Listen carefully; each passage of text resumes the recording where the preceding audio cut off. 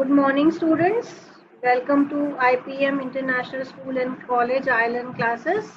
And today we will be doing the poem The Road Not Taken by Robert Frost from your literature book on page number 57. Come to page number 57. Be ready with your pencils so you can write the meaning which I'm going to tell. Okay. Now, the road not taken. Here, road signifies the choice an individual is supposed to make in his life. The road not taken means the option which was left, or we can say the poet is going to speak about the option he opted. He will speak about either about the option he left, or he is going to speak about the option he opted. The Road Not Taken is one of the Frost popular through controversial poem. It comes into the category of controversial poem. Controversial means disputatious or argumentative, where you can give different opinions, where people can have different opinions. It shows the philosophy, ideas or set of ideas an individual has, or here we are talking about the poet of Frost. On one side and on another side, it shows the dilemma. Dilemma is a situation that requires a choice between two. Dilemma and predicament, that is unpleasant situation faced by every individual, human, person, people, you or me, anybody, it can be, while making a choice. It is didactic in nature, that is morally instructive. So please write the meanings first of this part. This green introductory part, I'll give you the meaning. Okay. Here the road signifies, literally meaning is path or the track, and the hidden meaning it has is the choice a person is supposed to make in his life. So once Robert Frost, the poet of the poem, was crossing through woods. Woods means forest in autumn season. We can conclude that the season autumn was there because it is mentioned yellow wood. Yellow leaves turn yellow in the season of autumn and they fall off. Then spring comes and new leaves and new flowers and buds are there. So two roads diverged in a yellow wood. Two roads diverged in a yellow wood. Diverged means there was a diversion, a point on road where route can be changed, where track could be changed. Yellow wood, forest during autumn. Forest during autumn when trees shed their leaves. When trees shed their leaves. And sorry, I could not travel both. As he was all alone, it is not possible for him to go on both ways. So he is saying that he's sorry because he was all alone. And being one traveler, long I stood. He took a pause in his journey and looked down. Why did he took a pause? He took a pause to have a view. Look down, one as far I could. Means from a point as far as he could see, he was trying to evaluate. Evaluate what? Evaluate which path will be better for him or which road will be better for him to opt. To where it bent. Where point, at a certain point, roads take a curve or they have a U-turn. So where it is, where means point, it bent. Bent means to curve or turn in the undergrowth. Undergrowth There are bushes, shrubs, grass. They also grow under big trees. No? That is the vegetation there in the forest. So underline diverged. Diverged means diversion or a point where route can be changed. Diversion, a point where route can be changed. Yellow wood forest during autumn season. AUTUMN, autumn season. Stood, you know, means took a pause. He halted there. He halted there. For what reason? And looked down to have a view. To have a view. As far as I could, as far as it was possible to see. Now this as far as is a figure of speech. Can anyone tell me which figure of speech is this? We have done so many. Simile. Yes. Simile. Yes, yes. Simile. Okay. It's simile. Okay. Where, underline where and like right point there. Point where it took a curve or turn. Undergrowth, bushes, shrubs growing under trees. In word you can write vegetation.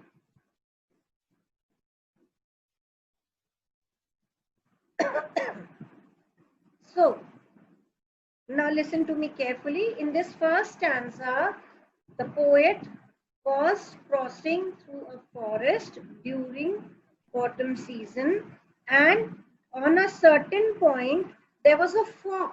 There was two roads going. There was a diversion. There was a fork on the road, and he halted there to think or to evaluate which road he should take. It is similar to make a choice between two options in the life. Like when you will go to 9th standard, you will make a choice which subject you are going to opt. Similarly, when you reach 11th, again you will make a choice. So it depends on your choices depend on your evaluation or on your likes or dislikes. So sorry, and he stood there and or means he halted to have a view which path was good for him, and he was evaluating as far as he could see, as far as it was visible to him, to a point where the road was taking a turn or a curve. In the forest. Now let's move to second stanza.